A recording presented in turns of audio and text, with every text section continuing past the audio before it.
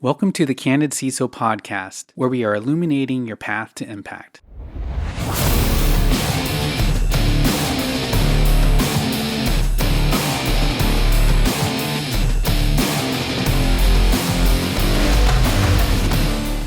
Hi, Steve Tout here from the Candid CISO podcast. Today's conversation is with Ganesh Kirti, the founder and CEO of the cloud data security platform TrustLogix. Ganesh is massively experienced in data security. He's built many security products over the years as a former VP of Cloud Security at Oracle, and prior as a co-founder and CTO of Polera, acquired by Oracle in 2016. A lot of what Ganesh talks about in this conversation comes back to the importance of collaboration. Collaboration between people and teams within companies. Collaboration between data sources.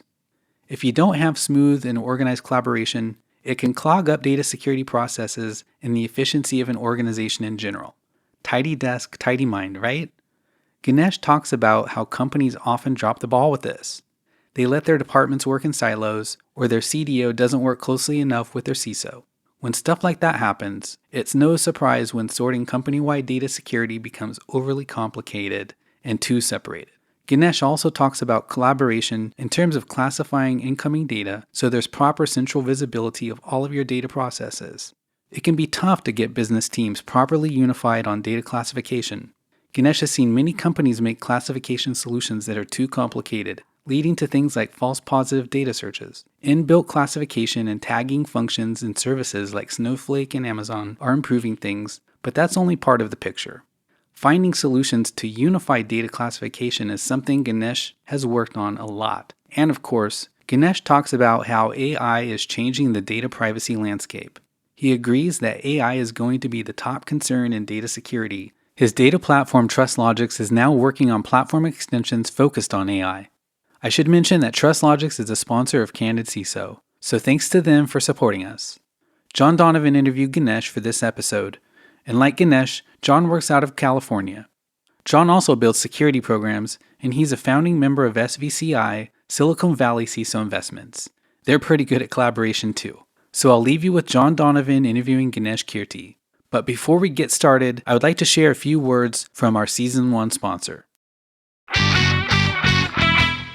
Are you spending too much time and money on identity management operations, fintech compliance, security, and complex point integrations?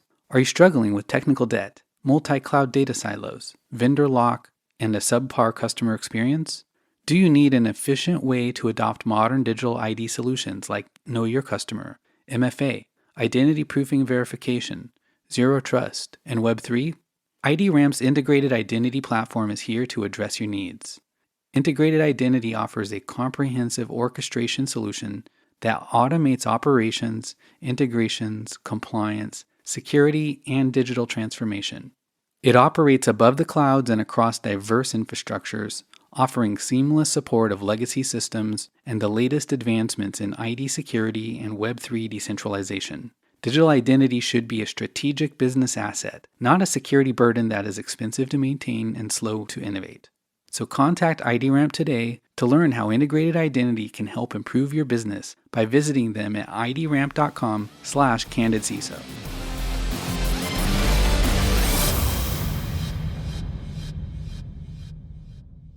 Welcome, Ganesh.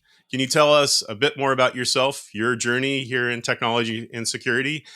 Yeah, hey John, so excited to be here and thank you so much for inviting me. It's an honor, chatting with you today. On my background, John, I've been doing security a long time. It's been 20 years. I've been building security. That's my passion. That's the only thing I have done in my career, building security solutions for customers. Had an opportunity to work on, back in the days, when single sign-on was just coming up in the industry, implementing single sign-on solutions for, as the web applications become popular, LDAP servers. I come from that background and spent a lot of time at Oracle building multiple security products, including in the identity management and data security space. This is my second company as a founder. My first company was a cloud security company. I was one of the two co-founders. Polera, we built cloud security solution, which ended up becoming the CASB, and we got acquired by Oracle. So I spent some time doing the Oracle CASB, a part of the Oracle Cloud Security infrastructure there. Since then, I've been focusing on TrustLogix. Here we are focusing on data security, and it's a very, very hard problem talk about that in a second. But one of the things I found John working on data security back in the days, 7 8 years ago, securing data, Oracle database and on-prem applications, especially for financial companies. Securing access to data is very, very hard. Implementing access controls is very, very hard back in the days, and doing that with a high performance, it's a microseconds, performance, right, is very, very hard. And we used to solve those problems back in the days. And then when we looked at the cloud, how the data is used in the cloud, it's became very, very complex, that problem. And then, I was working at Oracle, working with the companies and customers there. Many times we used to hear from customers telling us about their concerns about data within their businesses and how data is moving into the cloud. And then they were asking, for solutions, and I didn't see any, good solutions, making this access control, the hard problem working in the cloud, and it became very complex. So that's really the, the foundation for us to, start this company. Talk about more as we get into the discussion. Thanks for that, Ganesh.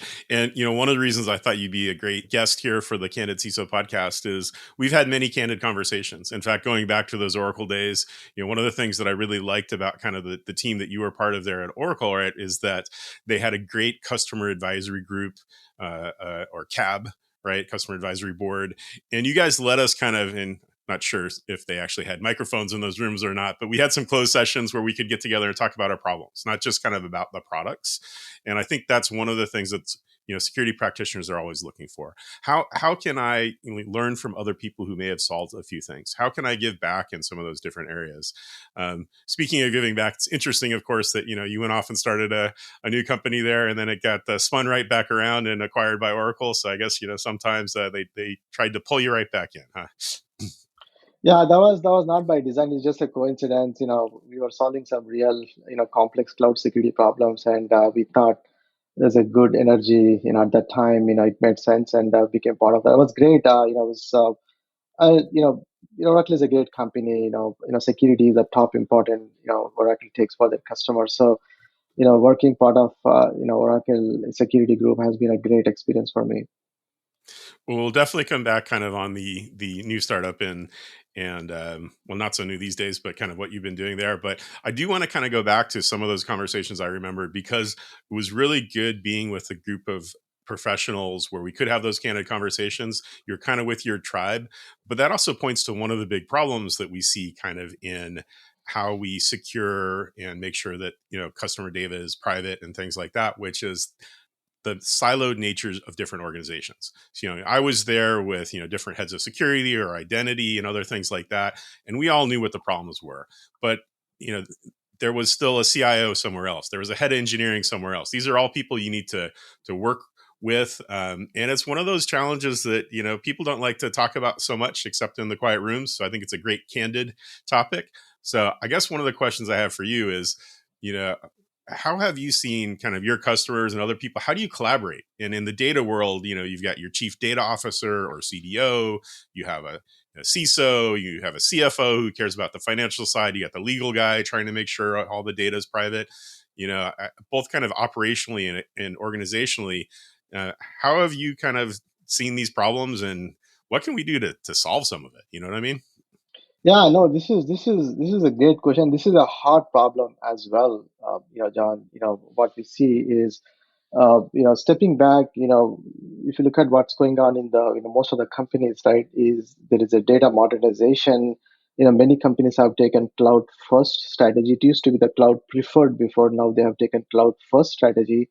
As part of that, over the next 3 to 5 years, these large companies, enterprises are moving hundreds of applications, hundreds of databases from on-prem to cloud. And as part of that, they are not just doing a lift and shift, but they are modernizing, these data platforms as they move to the cloud. And cloud makes it easy for them to leverage the infrastructure at the cost and performance. And and these businesses are moving data, and they're building data lakes and data warehouses, moving their databases into the cloud, transactional databases, including, and building analytics and machine learning models, AI applications. All of these applications needs data, and there's a lot of sensitive data coming into the cloud. And this And this data is sprawl is happening across multiple platform data lakes and data warehouses. On top of that, there is more data, and as businesses growing, their customers are growing, and the more data is coming into the cloud, and more people are looking to access data within the company, their partners and contractors. On top of that, employees are looking to access data, working from home, wherever they want to be productive, they want to get access to data, including the sensitive data. While all of these challenges are coming in now, businesses are trying to move fast. They want to get the data out. They want to gain insights from data, and they're not really thinking about security from early on. And now that there is a CISO organization, there are privacy legal organizations, they are left alone now. They are left on their own to figure this out. They want to get visibility, but they're not experts in data. On top of that, the data architecture is completely changed in the cloud now. There's a separation of the compute and storage that's causing massive scale of data. Companies like Snowflake and Amazon Redshift and Databricks and Google Cloud, they have made it so easy, so much scalable. The traditional tools that security teams have don't work anymore for this modern data architecture. So there is a challenge for security folks and privacy and legal folks to understand what is going on. At the same time, there is a CDO. They are trying to leverage the business opportunities and getting the data out, and then using the data, getting the data sprawl to get data used. There is the siloed nature is happening today. That's what we see. The CIOs and CDOs are trying to do things that make sense. CISOs are not, collaborating. What I think we need to do, John, is when we spent 6 months before we started TrustLogix, we really wanted to understand what is the best way to secure this data. And there is a lot of chaos with these CDOs and CISOs doing their own things. Uh, we think that there is a methodical way is required, and there is no real industry standard today for data security in the cloud. Every data vendor like Snowflake and Amazon, they have their own data security implementations. There's no reference architecture out there. So now, if you look at that problem, there is a real new approach is required to solve this in a comprehensive way for securing data. And then you need a tool that brings both CISOs and CDOs together in collaborate, and then look at the data security from the same angle and help data consumers get access to data. That's really what TrustLogix is all about. Uh, I'll stop there, John, and see any questions there. And before I go into details, right? That's really the hard problem that you're hitting. Yeah, and I got a couple places I want us to take our conversation today, but I did want to start out with the people, right? Because especially as technologists, we often kind of feel like, oh, I need a tool or I need this, and a lot of times, some of the fundamental problems are organizational or kind of really people driven, and it seems to be part of that still with kind of how things are siloed. What's interesting to me is this whole new ideas around observability, both for operational and security needs, data access governance. There were kind of issues this back when everything was in one big database, or the ERP system and the CRM system, and even so they were on prem first, then they were in the cloud. Now things seem to be kind of going back and forth in different areas. I guess the question I was trying to get at there is, so when you go in and talk with new folks and you help them with discovery and things like that, how often do you discover kind of the 5-side data science projects that were going on that have critical data in them versus, hey, everything's exactly where we expected it to be? Yeah, that's that's really where we come in, and that's one of those challenges with the cloud, right? It's very easy for data engineers, data scientists just spin off, new container, new database, and start moving the data. And you do want to at some point encourage productivity, John. You want to let people, go, use the data. That's really what data engineers and data scientists are supposed to be doing. And you don't want to put controls on the data and then create a friction to them. If you create a friction, they're going to go figure it out. Some other ways using shadow IT, ways, right, to get access to data. So you do want to give that productivity, concerns, right? Let them use the data, but you want to take an approach where uh, I believe that risk-centric approach, wherein you want to keep discovery of data access. By that what I mean is where is data and who is accessing the data, what type of access controls are on the data, who has been given the access to what, and what are they doing with that access. Do you have any data that is not even protected, that's sitting in the cloud? Is there any dark data? By that, many times what we see is data engineers, data scientists just copy data from production and then they start doing some projects and then they get it done, they move on, but the data is left, aside, and that creates additional risk. So the data discovery, the data access discovery patterns is, we believe that you start with that. You don't need a huge classification project for you to secure access to data, for example. So you can start with observability by simply looking at your clouds, multi-clouds, AWS and Azure and Snowflakes, looking at that data and then looking at people, what they are doing, and then start putting together risky usage of data. Start looking at any data that is unused or any access people have granted to but not using it. One of the big things we see, John, is you know the lack of security expertise. DBAs and data engineers, they just grant everything to everyone. That causes, there are many administrative user accounts in the system. Why would anyone do the wrong thing with this data? I'm just trying to solve problems, right? They don't think like attackers. If you're an engineer or a builder, it's often really hard to kind of, have that mindset, right, Ganesh? Yeah. So I think that's why I think it's important that you have that security observability. Start with that, and then understand how data is used and who is using it, and then start putting, AI-driven recommendations to start remediating any risks and any compliance violations, and then start building it out on an iterative basis. So we take a two-step approach. One is the security observability, basically try to understand the risk, and that helps the CISOs and legal and privacy people to, even though they are not the data owners, they are accountable for data. They start getting visibility into the risk, and then they can start looking at recommendations. Perhaps the vendors that they are using can provide, and using that they can collaborate with the data owners. Now they can now go back to their business teams and then tell them, look, I'm seeing some data usage which I don't expect it should be happening. Let's go fix it. Now it's not just there. Now you need to give them the tool to remediate those as well. It's so complex. If they have to go fix in each of the database. So coming back, to kind of tie it back to your question, the security observability, we believe that, is important aspect.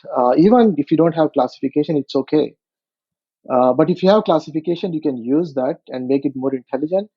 But you could simply start with security observability and start building out your data security program. I think that's a great lead into kind of what I wanted to talk a bit about. And, this is a controversial thing. Almost every security program I've been involved with, especially, for folks who come out of government, they know the whole kind of, non-classified, secret, top secret, compartmentalized. And then most corporations have their own, group around it. Here's public data. Here's, sensitive data. Here's, highly sensitive data. And, trying to drive that type of classification, even getting people to use the right, like spreadsheet templates and PowerPoint templates and presentations and stuff like that, has always been one of those challenges over time. I mean, I guess, especially in this era where everything lives in the cloud, or it's moving that way for folks that aren't there already. Do we need tagging still? Is tagging something that humans should be doing? Maybe we'll come back to that on the AI and front, kind of the last topic I want to make sure we hit up here. But and I think you guys had some thoughts around this as far as a dirty little secret around data tagging and maybe what you've observed. Yeah, so one of the things we learned is talking to many companies is there is a aspirationally companies wants to have a good data classification, but that needs collaboration between the business teams and as the data is coming in, it's sometimes these programs are very hard to implement and they're not successful. So what, and then on top of that, there are vendors like Snowflake and Amazon. They're also providing built-in classification capabilities now. So you can, depends on where your maturity is, where your data program is. Depends on that. You could start without classification, and as I mentioned, security observability can help you right there to get to the security program started out. But also, if you are using some of these data platforms, you should leverage the classification, automated classification that's available, and then tagging. So certainly the tagging will definitely help. Especially if you have a huge data sets, you have a lot of data teams within the company, and you want to have a central data management program. The tagging and classification really helps there, so that different data consumers can look for what they're looking for. They can discover the different data sets using the tags, the catalogs. Uh, but from the security perspective, we can also leverage the same tags and make it more intelligent. As you talked about, the confidential data, privacy sensitive data, right? From the compliance wise, if there is a tag already available, absolutely helps to leverage that. Uh, but we think that many times companies make it overly complex, and classification solutions are typically a lot of false positives, and you don't need to deal and then block yourself waiting for a good classification to be in place. So you recommend kind of the keep it simple or KISS principle. The last S can stand for a number of different things there. Keep it simple, Simon, or something else like that. So what you'd kind of recommend that people go down that path and make sure they're at least covering kind of their regulatory and other hard needs, but also take advantage of some of this new capabilities for classification. I think that's part of what I'm hearing from you. That's right? exactly right. Yep. Well, I want to pivot a little bit to kind of something that is often comes up, especially in areas where it's kind of new, and that's the whole build versus buy, right? And so I guess to start us off here, maybe I'll go back with a little scenario, and then we can talk a bit more about that one. As you know, I've been a CISO at a number of different organizations. I'm currently working with a very early stage startup, and we see this kind of stuff in the areas that we're trying to target. And for a lot of times, and it seems like this was the case in data security, kind of before the whole DSPM moniker came up and some of the other analysts getting into the mix, the CISO would go and say to the chief data officer or the head of engineering, hey, don't roll this out until you can make sure that this customer data is going to be protected. And for our sake of argument here, let's say that they're doing a big push into Europe. So now GDPR is going to be a much bigger issue. It was still something they needed to handle before. So the CDO turns around to his managers and directors and says, fix this problem. They turn around to the data engineers and say, fix this problem. And they're data engineers. They like to build things. So, generally someone will go and build that. And that engineer that built it might leave. Maybe they open source part of it too. So there's some, tools that you can use. Maybe it's entirely internal.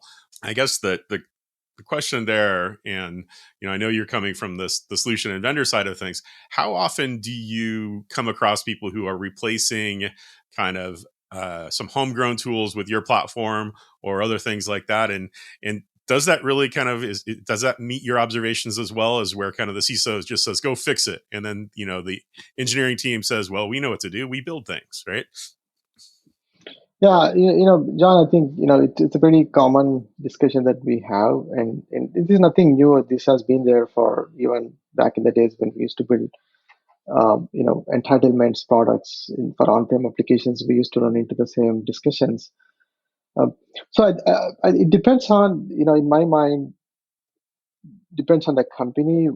How big is your company? What sensitive data you have, and then how many data sets. Multi-cloud is given for us, and then as I mentioned, on average we see 10 to 15 data sources within a typical small business unit of a given company. So when I say data sources, these are combination of data lakes and data warehouses, analytics tools like Tableau, Looker. You have machine learning platform, like Databricks, like tools. They're all used by these data teams to build solutions. So now your data is spread across all these data platforms. So you can now build, in a siloed way, using, all these platforms are good. They have native capabilities. You as a data engineer get excited, to write Python code and write some SQL scripts, and then you can start building it out, in a siloed fashion. You can do that. But then, when you start looking at from the security and risk perspective, you are dealing with a siloed way of doing all these things. So you don't have a central way of getting visibility. That's one. That security observability I talked about. And then, once you know the gaps, how do you go remediate that through the right access controls, least privilege access control. So if you look at multiple data platforms and trying to build it out, it's very, very difficult. It's very hard. Data engineers are supposed to be focusing on data and then help businesses to make money. That's what they do, right? Uh, and building the security is not their expertise. So I think that's where we see when we do POCs with our customers, they think that they have everything. Within few days after they run the POCs with us, they see ineffective access controls. What that means is people are given access, they are not even using that. There is a data leakage happening already that they did not even know that that existed within their environment. That's just one example. I can go on more other examples, but we do see this. DIY. If it's a small environment, maybe it's okay. Or if you have 50 engineers dedicated for security, if they're all security experts, maybe you can go build it out. But not every company has that security expertise. So many people, and then you want to be able to really look at the future, next 3 months, 4 months, 6 months, that operational chaos, right? You don't want to bring that in. So you talked about businesses are expanding. Today you are working in the US. Now you are expanding into EU region. So your data is now moving to the EU. There is a stringent regulations.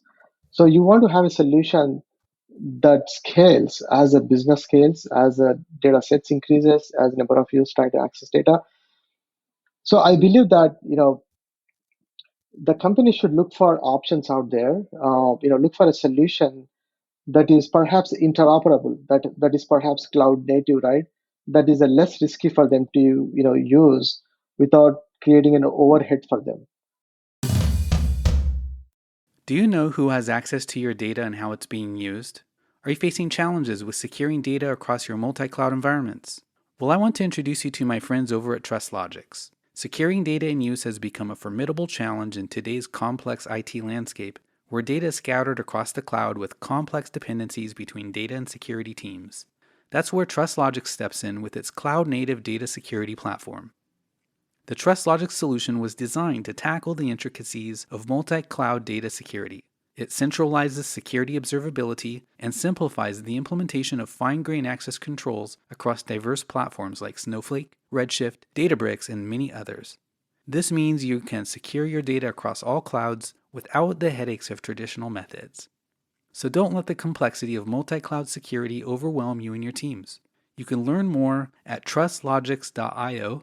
That is TrustLogix with an X.io/Candid CISO to learn how TrustLogix can streamline your data security and give you peace of mind. Secure your data, empower your teams, and lead your organization confidently into the future with TrustLogix. No, I'm definitely hearing some good thoughts for folks kind of around the build versus adopt versus buy, and that's generally kind of the things you have, which is definitely some companies, and you think of the large financial groups that have kind of these large groups of engineers that go and work on a project and move on to the next one, and some of that's their competitive advantage. But it seems like some of the basic plumbing and wiring, you should be using your talented engineers for the things that are core to your business.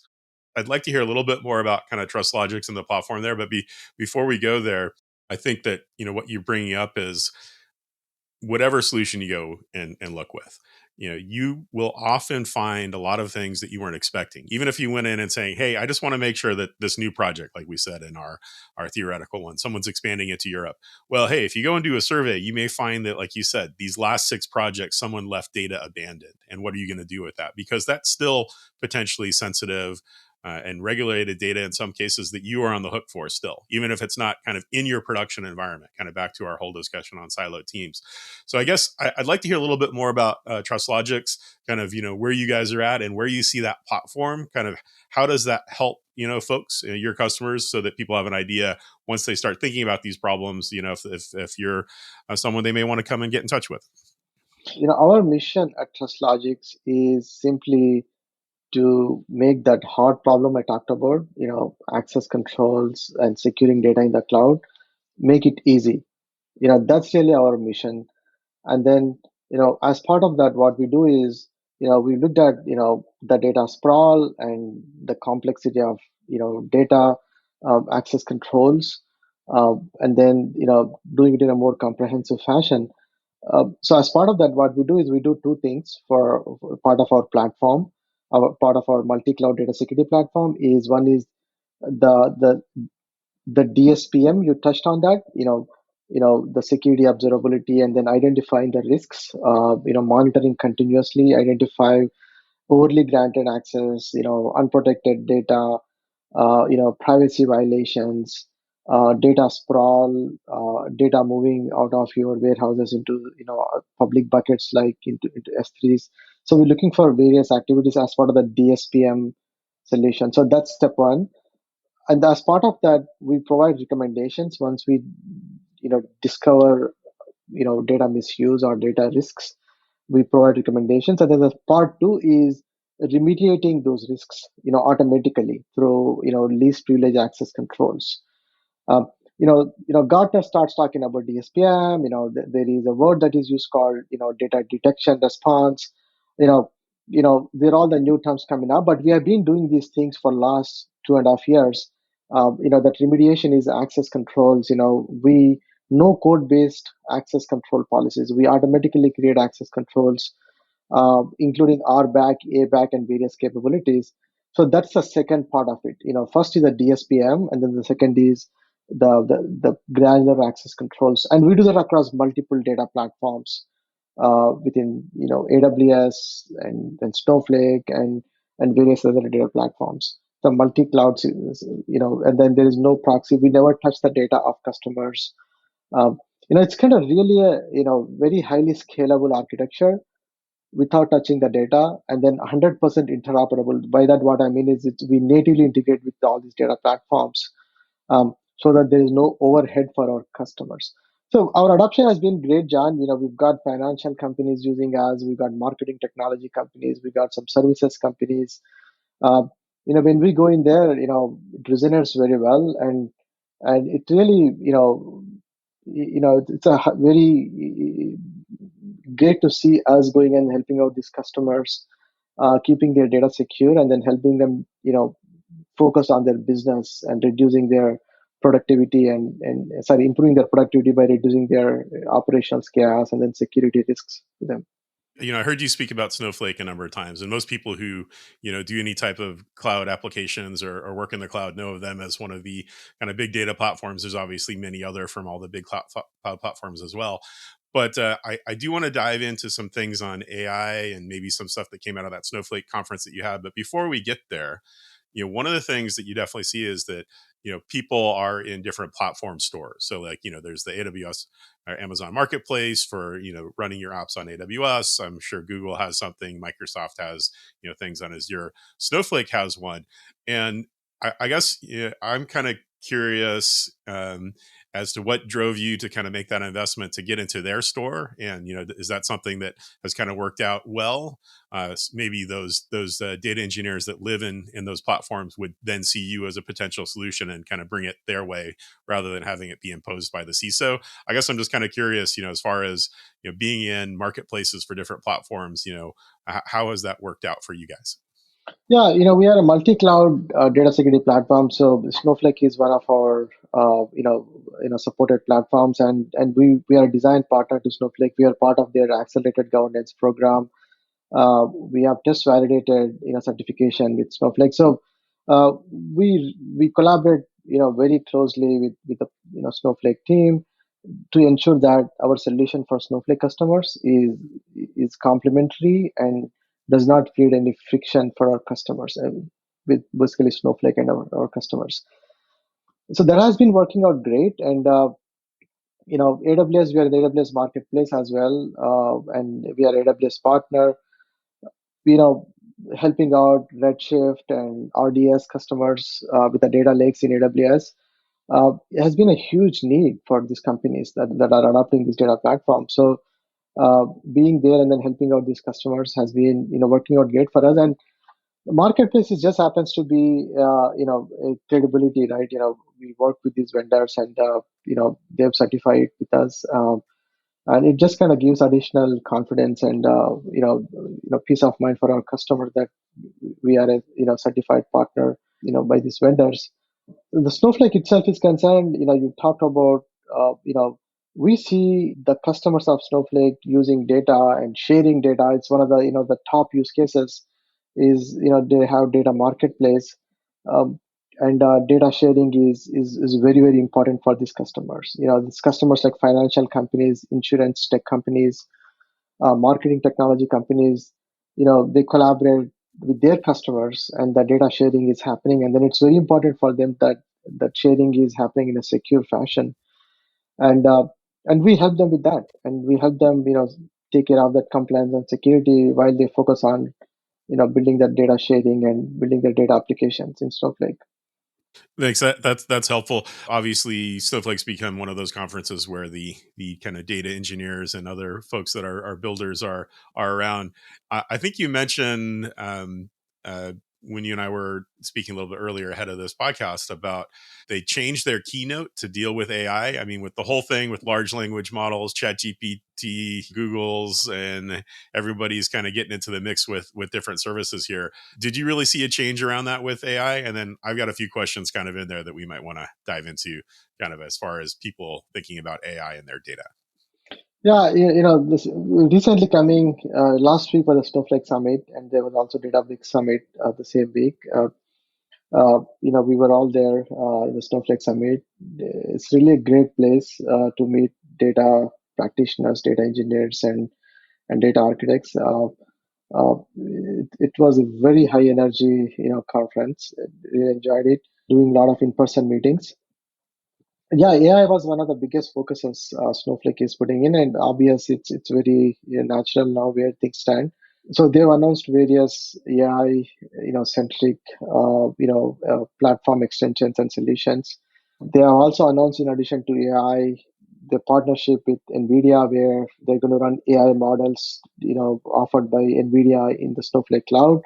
It's exciting, now applications, developers can write applications in Snowflake, leveraging those AI models and deploying them in the Snowflake. In addition to that, Snowflake also announced, various application, category capabilities, containers. Now we can deploy containers in Snowflake. It's really good to, great momentum on the Snowflake side. And then the core of all these things is security. As you're bringing more and more data, running AI models, the data is coming in. There is data is moving across all these applications, and sharing is happening across these different services. You want to make sure that your security is also part of that core adoption, not afterthought. So that's where we, TrustLogix has been, partnering with Snowflake, ensuring that we integrate security capabilities into those new extensions. So over the next few months, we'll be working on those extensions as well. I think it's really interesting. And you said it is across kind of all of the major kind of mega tech platforms and then kind of the data platforms like Databricks, Snowflake, other ones like that as well. One of the things that I think is really kind of interesting, and we probably have a whole nother podcast, worth of topics on this one, which is people are using these different large language models and other AI constructs. Sometimes they have a private model. Sometimes they're using some of the public ones, like we've seen with people using, ChatGPT and different AI models that they have, and other folks as well.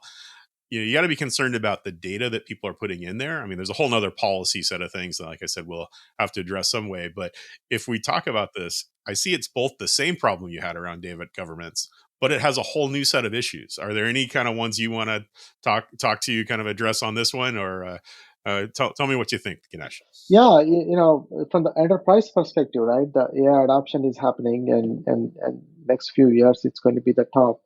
The concern from the security side.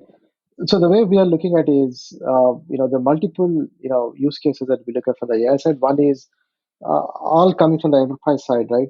One is the many companies out there are building AI models now. These are all the model providers, and they spend a lot of time building these models and techniques, and they offer these models to their customers. Now, different service consumers, right, use these models, build their AI applications.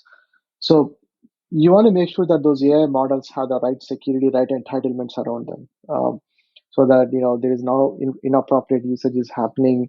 of those models, and there is a monitoring and auditing is enabled for those AI models, so that the model providers can protect their IP, and then ensure that only authorized consumers of models are using those models. That's one. The second is within the AI applications, data is moving. Sensitive data is coming in. Your AI techniques and AI machine learning techniques are using the data to come up with predictions. So you want to make sure that that data, there is a privacy PII associated with that. Do you anonymize that data, or do how do you de-identify the data, right, as appropriate? So there's a lot of challenges around that. Uh, and then also when you present that information back to the consumers, as part of the prompt responses, uh, do you show that real data? There is a PII associated with that as well.